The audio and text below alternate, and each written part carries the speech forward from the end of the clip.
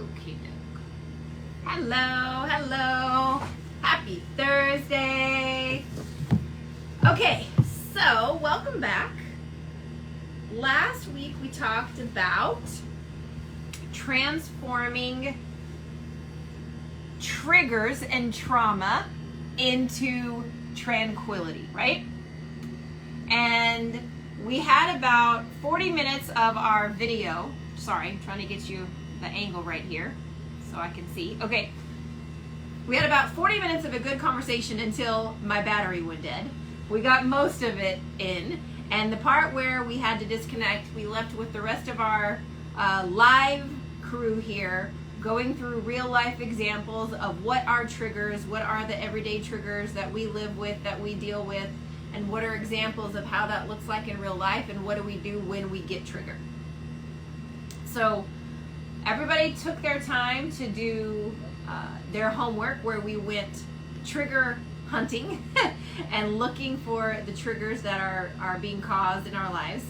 And we said that the first thing we would do when we came back today was to discuss if there were any triggers that were noticed or that were worth discussing. So if you're with us online, you can type your triggers into the chat.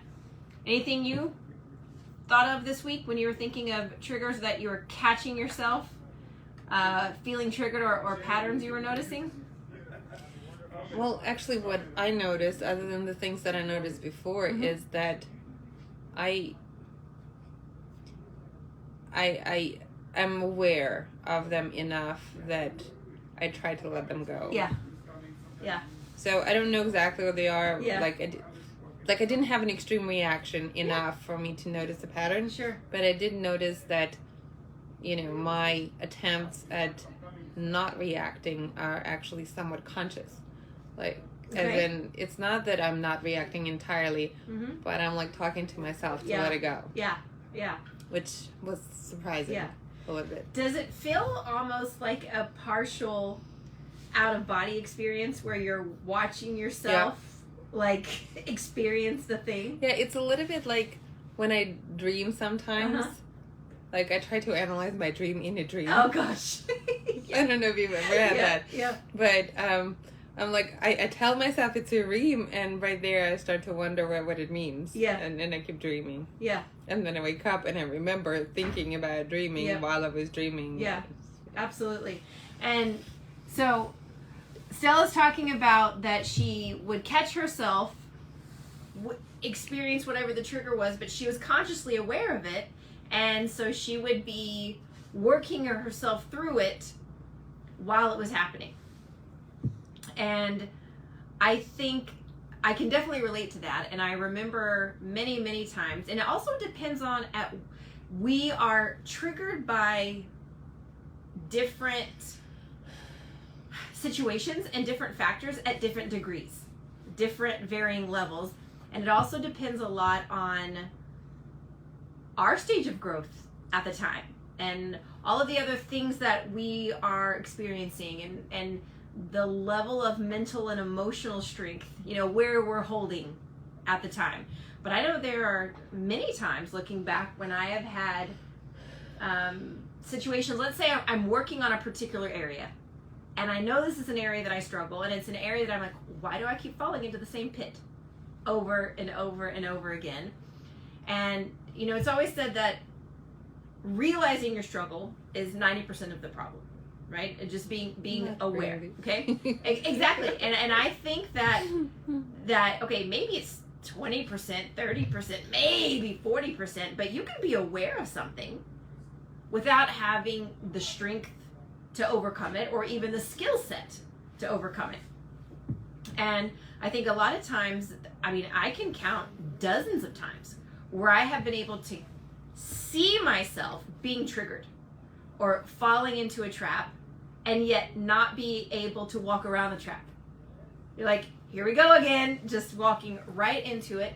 And that comes back to the addictive tendencies that we talked about last week, because emotional reactions are chemical and they are therefore addictive. And so we become addicted to that emotional roller coaster of the highs and the lows, and we think that life is boring without that hit of drama or trauma or the problem that we have to solve or the fire that we have to put out. So once we actually can gain this emotional mastery that we're talking about, the inner drama queen within each one of us is afraid of being bored. Like, what would we have to do all day? What would we have to talk about all day if we don't have to ride this emotional roller coaster? But what we have yet to experience ever is the actual pure state of sheer joy that we can exist at such a higher plane when we're not being sucked down by these low-level triggers at any given time. So it kind of leads us actually into the next conversation that I feel like is the best next stop for us on this conversation, which is leadership.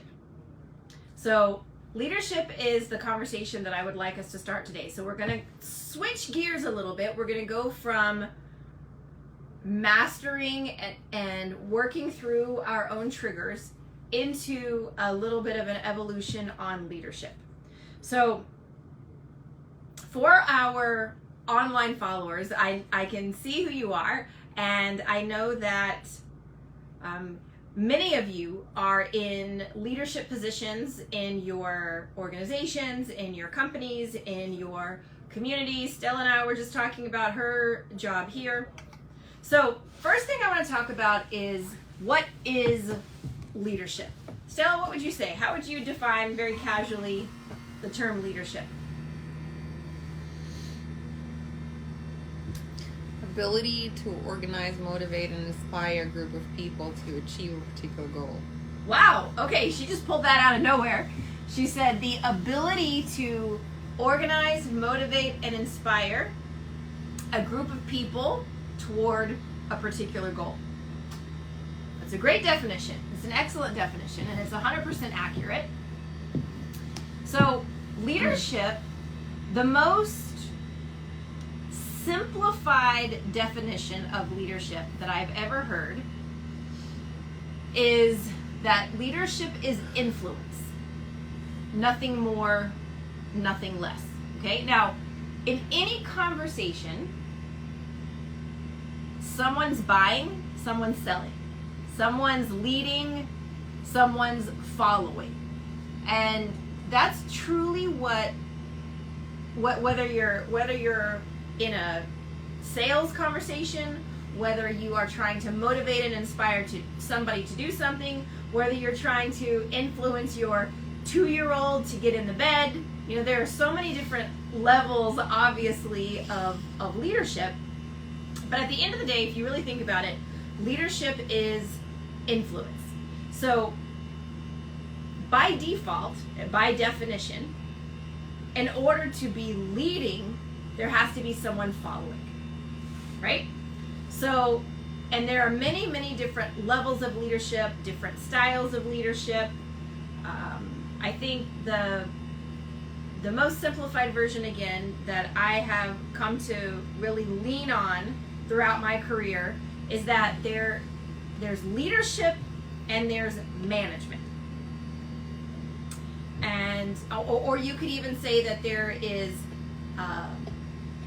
positional leadership, or positional leadership, which basically means a manager, that you're having to follow someone because you're forced to do it, either by the role or because if you don't do it, you're not going to get paid. Okay? And then you have aspirational leadership, which means that you're following someone because you want to follow them, because you feel like they make you better and they can help you get further than you can get on your own. So what does this have to do with Jewish life, with Jewish community, with Jewish women today? So one of the things that I have really been aware of and interested in for quite some time is the role of influential Jewish women in the world today. Now, this can be in the Jewish community, or it can be Jewish women influencing the world in the greater community as well. And I think this is something that is fairly uncommon, that you see it sometimes in major cities like, you know, New York, LA, maybe sometimes Miami. When you look around in the non-Jewish world, it's very rare to see Jewish women rising to positions of leadership. Would you agree that that's true? Yeah. I mean, proportionally speaking, yeah. Definitely. Yeah. I mean, it's we're not saying it's never happened. Okay? It happens occasionally. I could probably count on maybe one hand and I'd have to think hard about it, to think of Jewish women leaders that have risen to positions of leadership beyond the Jewish world. So if we're talking about in Jewish companies or Jewish organizations or Jewish communities, yes. But if you're talking about in the greater community, it's rather unusual. And even the few times that I have come to be aware of it, I actually didn't know the person was Jewish. You know, just like, this is a leader and they happen to be Jewish, right? So why do you think that is? Do you think it's simply a matter of statistics? I mean, they statistically have less of a chance to become leaders. Mm-hmm. And within that, even less chance to become leaders like of significant renown. Yep. But could also be different priorities. I don't know. Absolutely. Yep. Stella's saying it could be, you know, there's a whole different, a myriad of different reasons why it could be, and part of it just might boil down to priorities and desire, and it's not at the top of their list. And, you know, like we've talked about many times in this group, I don't think that, you know, a lot of times people that are very purpose-driven, that are very mission-driven, that they're driven by their calling and a higher purpose, they don't have the need for that external validation, right? That it's not about chasing external success or external candy, you know, like looking for collecting all the jewels of the world, if you will. It's more about, am I living a life of meaningful purpose? Am I doing what I was sent here to do? Am I doing what I was created for? Am I building a life of joy and passion and making a difference in the world around me? And I think that for a lot of Jewish women, that is calling us more than just chasing worldly recognition. Would you agree? I don't know. Okay. I think that if you talk about even remotely observant women, mm-hmm. I'd say it's probably true. Yeah. Like, I grew up in a secular world. Sure. So like a lot of people that I know, but people out there in the world who are not observant, they're really no different. Sure. Than a non-Jewish woman. Yeah.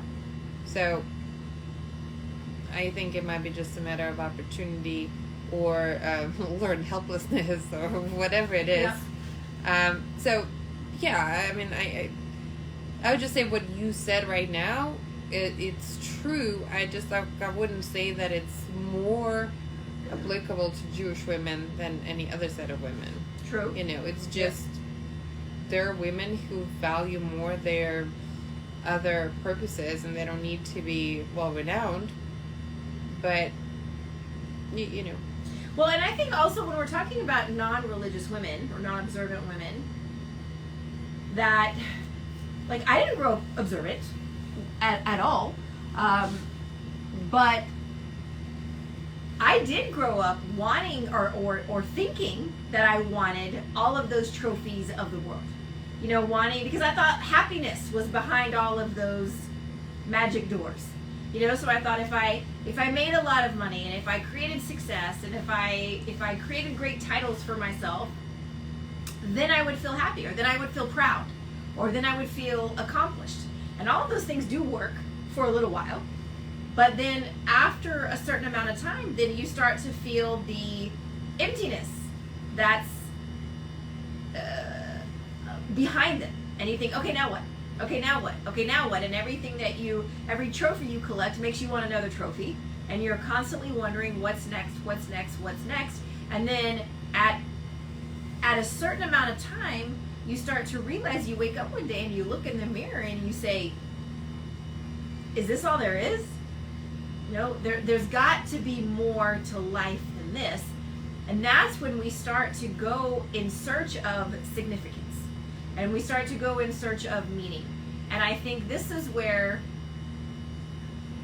the path of, if you have, you know, a connection to you know, any sort of faith, or when you are able to fall back on your Jewish roots, or any sort of customs that you've had, or even if you know you're Jewish, and you love the cultures and the customs, but you have no experience with the spiritual piece or the religious piece, you know, the Torah piece in the background, and then you happen to come across this, or you intersect it somewhere in your life, and you think, okay, maybe there's something here. Maybe it's going to give me something to hang on to that's not quite so shallow.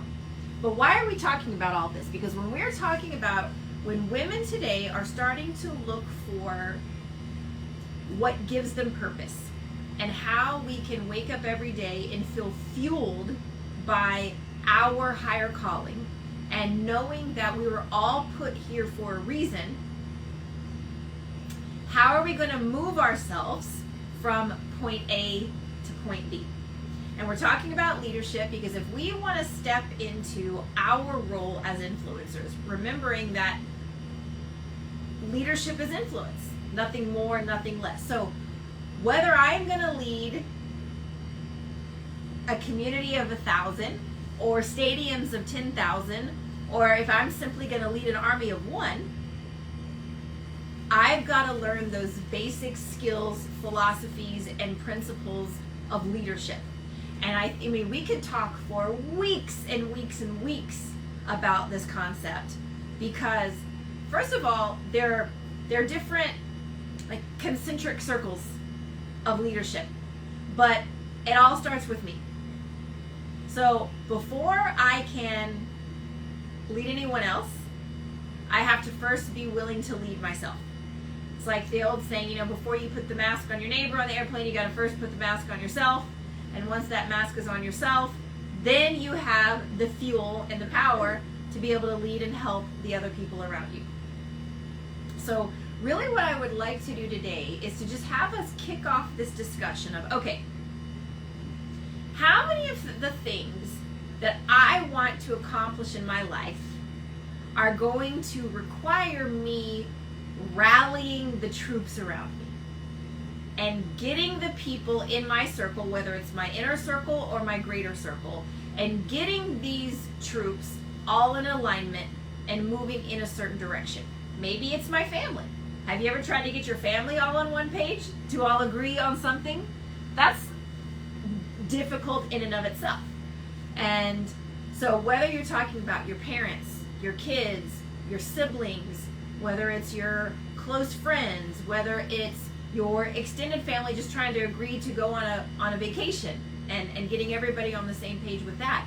But in any situation that we are in life, whether we are on the buying or the selling end, whether we're on the influencing or the influencee end, there are a few different levels of leadership that are going to be very, very important for us to become aware of and master if we want to accomplish our goals.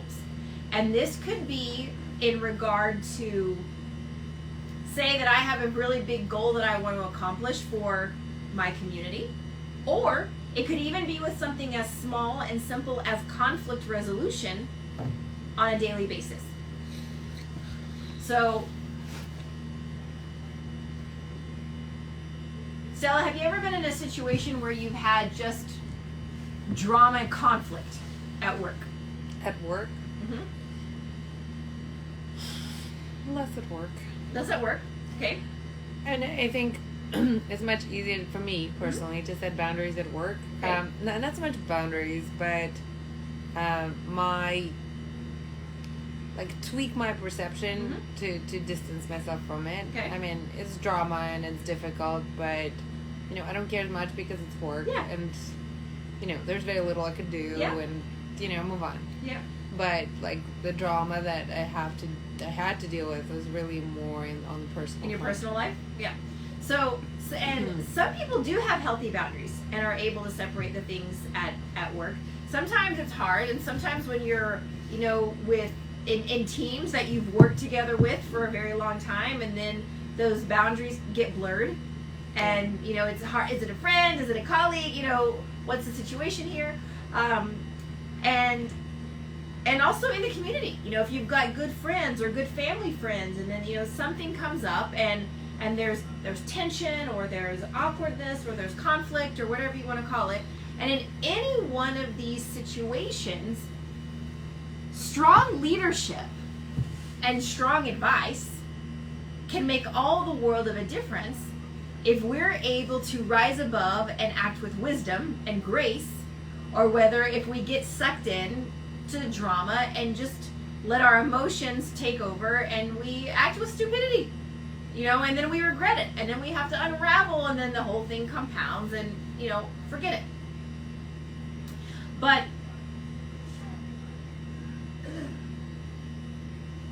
in the roles that you're in, I want you to think about this right now, okay? Let's just take a quick little quiet poll. And all of the different relationships that we're in, and we're looking at the dynamics of these relationships. So let's count. It said that you become like the 5 people that you hang around the most, and we become who we are by the books we read, the people we associate with, and the arenas in which we invest our time. Okay?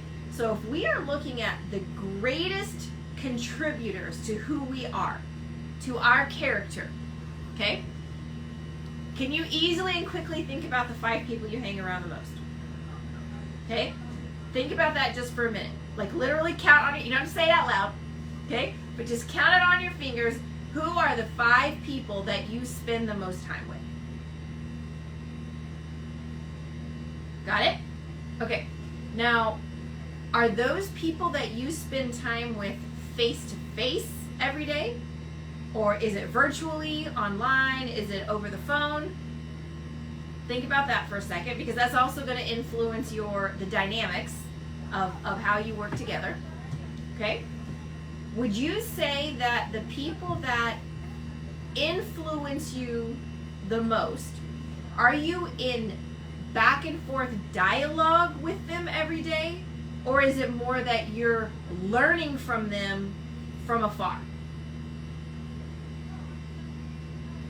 Okay, do you understand my question? Because it's highly possible that the people that influence us the most, like let's say if I'm a student of someone, okay? So they're leading me, and they are influencing me directly, but they may not know me very well at all, because it's more of like a one-way influence. It's definitely one-way leadership. Make sense? Now, if I'm learning from this person a lot, they could be one of my 5 people that I am most associated with, although I may not be one of theirs. Make sense? Okay, so if we've got these 5 people that are influencing us the most, do you agree that your circle of influence directly affects your character? Your circle of influence directly affects your mindset? Sure.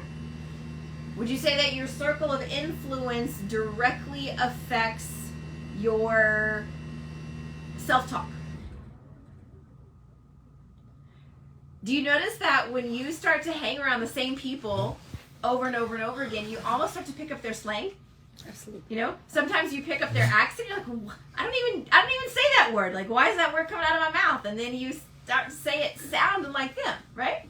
Okay, so if we are aware that we are this highly influenced by the people around us, okay, and we understand that leadership is influence, nothing more, nothing less, the question that we want to ask ourselves is, at the end of the day, do we want to be the people in the room that are being influenced, that are being the receivers of all of this energy? Or do we want to be the people that are making the difference, that are influencing in the energy?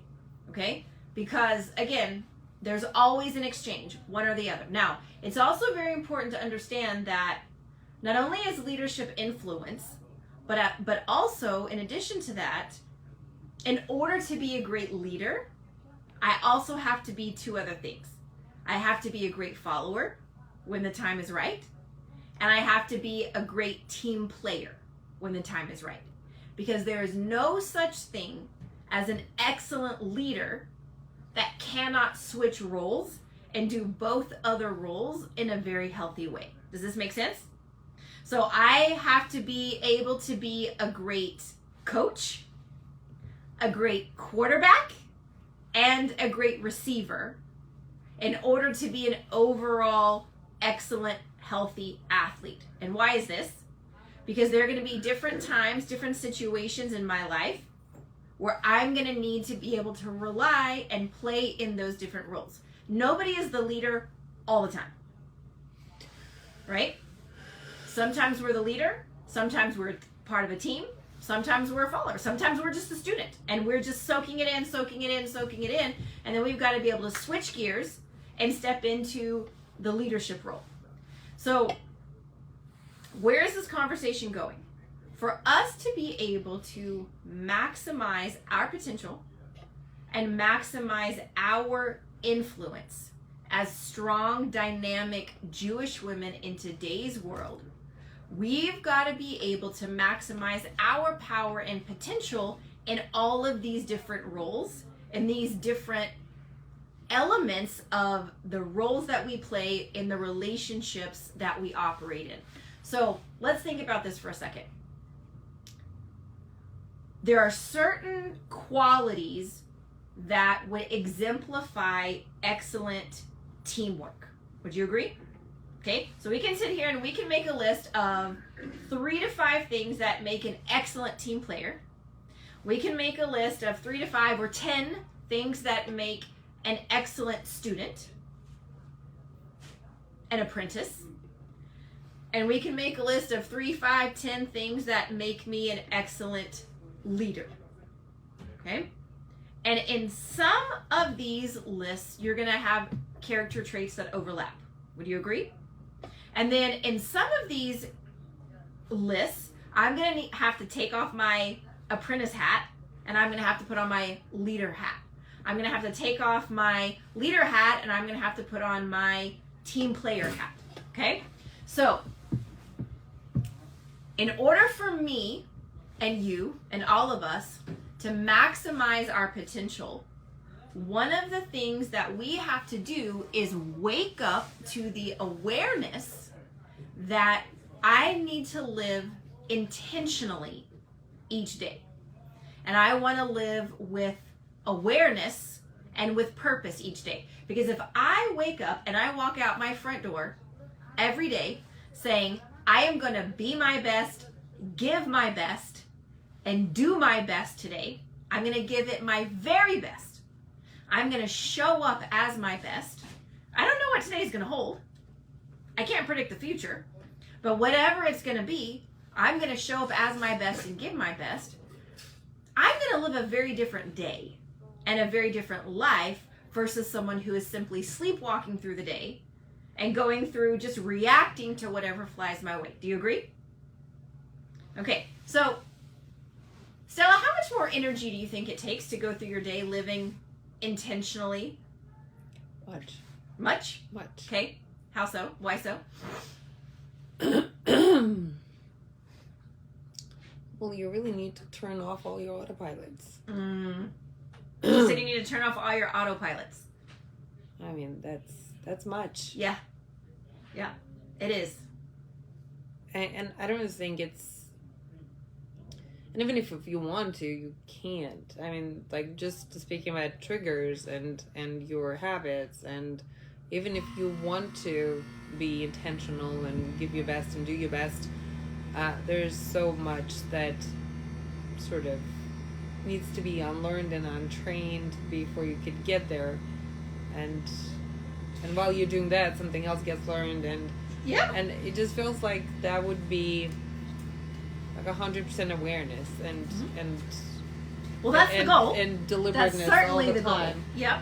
And I actually, there are very few people who could do that, and even the few people that we know that are aiming to do that, it's not an easy feat. Because remember when we've talked about this a few times, that of all of the thousands and thousands of thoughts that we have on any given day, 90% of them are the same thoughts that we had yesterday. Because we so quickly and easily slip into autopilot, where we just, our brain checks out and we're living out of our subconscious and our unconscious mind, and we're just going through on repeat, step repeat from yesterday and the day before and the day before and the day before. I mean, anytime you get in your car and you start driving, your conscious brain checks out. Right? Well, I've discovered audiobooks. I'm yes, really audiobooks into them now. And my policy is that I do fiction, like I actually read, but audiobooks are nonfiction. Okay. And now I'm in this phase of, I guess, exploration. Okay. So all my audiobooks are the kind that sort of lead me in the direction of where I want to go next and what's out there. So it's a pretty conscious drive. Amazing. Yeah. Once you start down this path of self-discovery and personal growth, it really never ends. And it can be, for someone that truly wants to tap into their potential and become the best version of themselves, the best mother, the best spouse, the best child, the best friend, the best, just to be the best, not from a crazy perfectionist, can never turn it off kind of a way, but as in a, when I get to my last day on this planet, I want to look back and say I gave it everything I had, and I lapped up every opportunity that was out there, and I spent every moment in joy, and truly realizing that as long as I am still here living and breathing on this planet, that there is more to learn and more to give, more to do. And once we truly become awakened to this truth, man, it's like, the world is truly at our fingertips. And once we understand that we are limitless, the only limitation on what we can achieve and become and do with our life is the limit on our thinking. And for high achieving women, remember, busy is the high achiever's version of lazy. Because it's easier to say I'm too busy, I've been too busy, than it is to say, I just haven't felt like it. Okay? And I was reading this book on potty training. Okay. And this author is really good.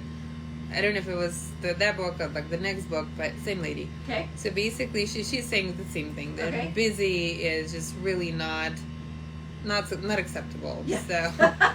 So she said that sometimes she meets women and she asks them how they are, and they say, "Oh, I've been so busy," and her answer is, "Oh, I'm so sorry." Yeah.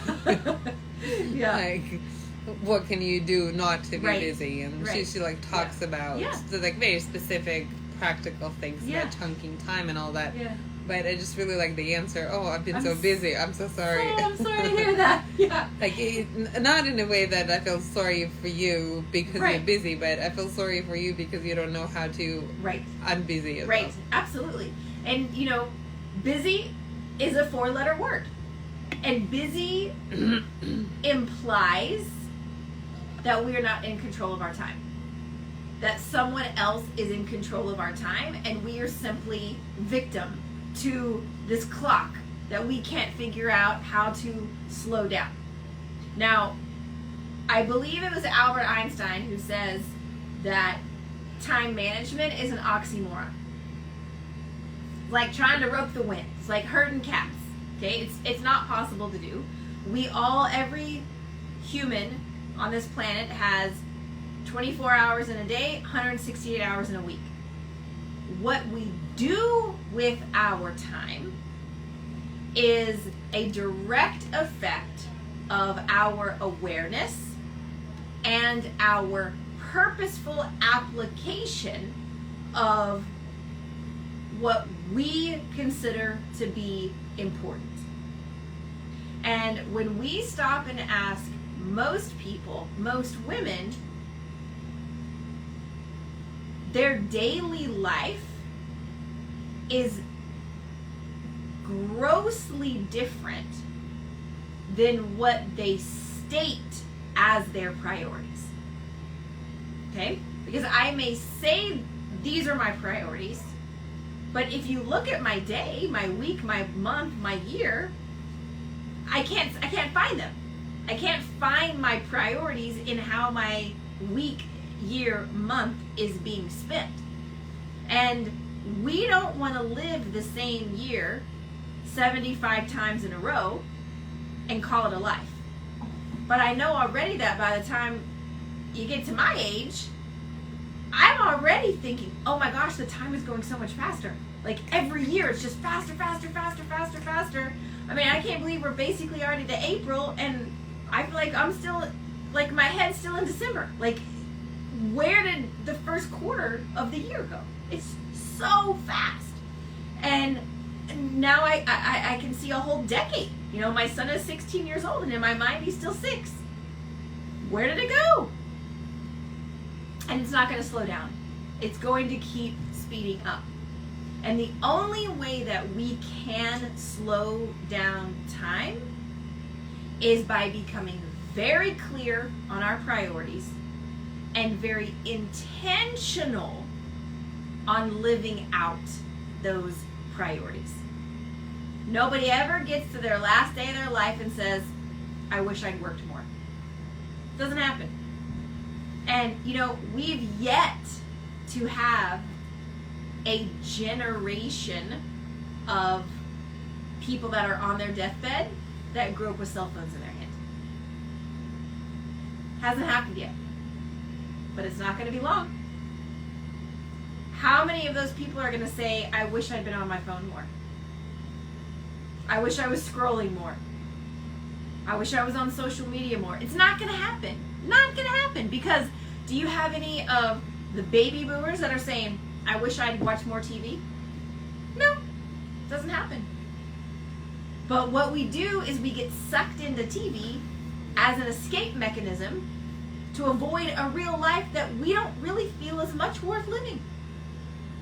So it is up to us, and only us, to decide, I ain't going out like that, and we're not going to waste a whole life being too busy or unaware to actually live out our intentions and live out our priorities and live out our purpose. So what on earth does this have to do with leadership? In order for us to rearrange our lives and step into our priorities and purpose, we have to start with self-leadership. And then we have to start leading the people around us and helping to create alignment. And then we have to start looking at, who do I want to learn from? Who am I going to put in my space that is going to help me become the person that I want to be. Have you ever heard of the law of the lid? Okay, so there is a law of 1 to 10. Then I'm not going to attract, basically I am the lid on my own influence. Okay, so if I'm a 3 on a scale of 1 to 10, I'm not going to attract people into my universe that are 4s, 5s, 6s, 7s, because they're not going to want to follow someone that's lower on the leadership scale than they are. Make sense? Okay, so if I'm a 3, I'm going to attract 1s and 2s, meaning that 1s and 2s will be willing to understand this. Then I am automatically going to want to go out and find people that are already stronger than me, that can help me grow my skills and become a higher caliber of person. Now, I'm using the word leader, okay? But remember, is a teacher a leader? Yes, a teacher is a leader. Why? Because she is influencing the children around her, okay? Anybody, it doesn't matter what the job description is. A mother is a leader. A teacher is a leader. If I decide that I want to become purposeful and intentional in my life, then I'm going to have to become aware of my leadership skills, of my communication skills, of my emotional management skills, because every single one of these skills are going to directly affect my ability to influence the world around me and step into my purpose and priorities. Do you agree? And it's difficult for me to think about leadership in personal life. Mm-hmm. So, I mean, I understand what you were saying, but like the people in your circle that you interact with, the 5, they're not necessarily your followers. You're not necessarily a leader to them, and or a follower. And some of them are just there because there's no choice, and they do influence you, however, even negatively. But it is what it is, you know. So, like, it's gonna take me a while to try and apply this to personal life, personal space, because like leadership in an organization, I'm pretty comfortable with. You know, it's leadership and management and the distinction and communication. Absolutely, all of it's that. very formalized. It's it's pretty pretty out there, and I've been exposed and reading and interested, and I'm good. But on a personal level, just really applying this to personal life and the immediate circle, like, it just doesn't feel like that simple. Well, it's not simple, for sure. But if we're talking about oversimplifying the terms, in our personal lives, and especially in our most immediate circles, leadership is by example.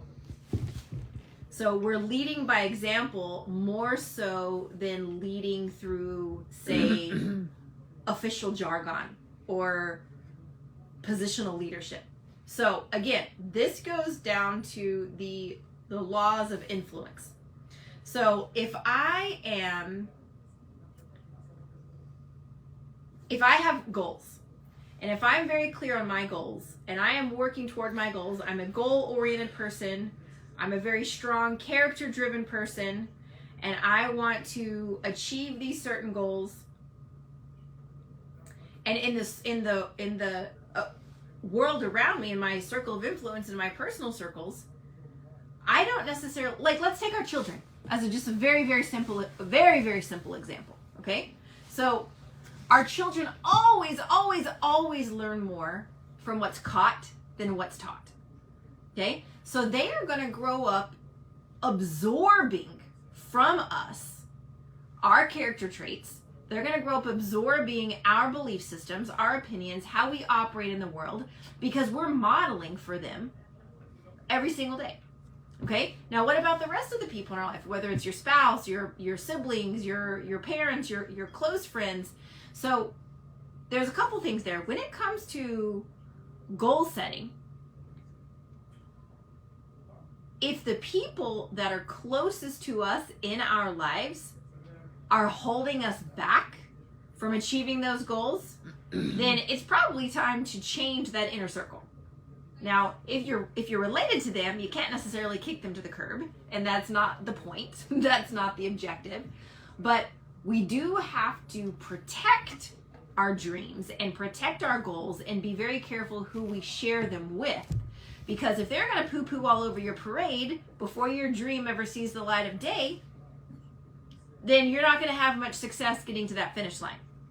But what we can do when we have those people that are in our closest, most intimate circles, that if they're negative Nellies and if they're small-minded people, if you do not learn how to either put healthy boundaries there, or you switch gears to where instead of them influencing you, you're influencing them, they're going to have a very short rope on how far you can climb and how high you can climb, because they're going to keep you tethered at this very low space. Okay, now I can tell you that I have people in my life that they've been my best friend for 15, 20 years, but I hardly ever see them. They were my best friends a long time ago, and I still love them very much, and I still keep in touch with them thanks to social media and texting and other things, but I do not spend time with them because my goals and priorities in life have so drastically changed since who we were back then. And immediately when I'm back in their space, my head goes back to who I was when we were at that same level. And it's not higher or lower, good or bad, right or wrong. It's just different. Just different goals, different perspectives on life. So the number one most important person that we will ever lead in our life is leading ourselves. And I think this is the most critical piece when it comes to leadership, because it's what it really is ultimate accountability. That if I want to release victim's mentality in every area of my life, if I want to release, I can't blame anybody. I can't blame anything. I can't have any circumstance where I'm saying, oh, it didn't work out, or nothing. If I take full and complete ownership and responsibility and accountability for my life, it means that I am taking responsibility for leading myself. That basically, I'm going to mother myself. That even when I want to feel sorry for myself, and I want to have a pity party, or I want to check my brain out and I want to be lazy, I'm not going to allow myself to do that, because I am going to give myself tough love, even when that's necessary, when it would be easier just to check out and say, oh, I'm so sorry, have a little pity party, and that's it. But again, this comes with extreme levels of wanting to live out our purpose and become the very best that we could be. Now, does that mean you never get a day off? The way you say it, yeah. I have lots of days off, but I have days off with intention. And what does that mean? It means if I add up, like let's just take, for example, let's take Saturday and Sunday, okay? If you add up all the Saturdays and Sundays in the world, where a lot of people just check their brain out and they're just bums, Saturdays and Sunday, nothing wrong with being a bum. But are you being a bum intentionally? Or are you being a bum because your brain checked out and you went into zombie apocalypse mode? And if you take those two days a year. That's 104 days a year. Okay? That's a lot of days across a lifetime that I checked out and have absolutely nothing to show for myself. And nothing gained other than what? Vegging because I deserved it? So, again, it's not right or wrong, good or bad. It's what drives you. Are you driven by purpose? Are you driven by passion? Are you driven by something that is greater than you? Or are you wanting to just exist and enjoy and be a consumer? Do you want to be a consumer one day a week, one day a month, one day a year? It has to be an inner answer. It has to be an answer that you feel good about. Nobody else can answer this for you, because at the end of the day, you're going to have to answer to yourself, and you're going to have to answer to your higher power. And that's it. But simply having these conversations with yourself sets you apart of the 1% of the 1% of the world. So the question is it worth answering, or do you just want to go delete, delete, delete, delete? I don't want to know that I had this conversation because I don't want to be accountable to it. Let me go back into my hole. Yeah. She says yes. No, it is really all about accountability. And, once you know something, you can't unknow That's it. Right. And I don't remember if I mentioned it, but I went to Yeshiva University, and I was like super fresh to anything religious. Like, I grew up in an atheistic country, and I had Hebrew and Torah and Judaism, 3 classes every semester for 4 years. Okay. And I don't know how I passed it, honestly. I have no idea. I had some friends who knew Hebrew. But one of the things I remember is that you go at your own pace. You do as much as you can. You talk to God in a way that you need to. But the one that really stayed with me is that as long as you don't know the right answer, nobody is gonna really blame you for doing something. That's right. But if you know that, then you have to follow. That's right. And my motto has been like, I don't ask. I might have suspicions, but I don't know for sure. Yeah. And that sort of comes back to what you were saying.